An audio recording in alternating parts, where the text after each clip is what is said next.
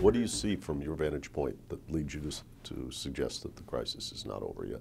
I think Dodd-Frank, in particular, the legislation that was supposed to say it's all over, go home, nothing to see here, has very much engaged with the banking system that we know about, the traditional banking system, and it's made some suggestions for reforming that and tightening up, but has not really engaged with the modern, with the shadow banking system, which is where the shift of our credit system from a bank lending system to a capital market system. This is the big thing that's sort of happened in the last several decades, and that requires an intellectual response. That requires us now rethinking about the whole issue of regulation, the whole issue of monetary policy, for that matter, in this new world. Dodd-Frank hardly touches that new world, and I think mostly because no one gave them advice. You know, these are congressmen making policy,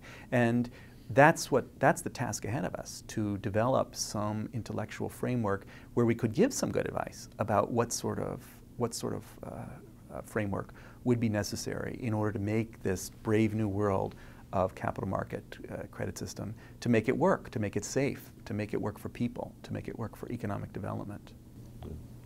Well, we're very glad you wrote the book and started us on that path to understanding and rebuilding this system. As you've told me in private conversations over the months, the securitization markets broke down, and we went back and tried to fix the banking system.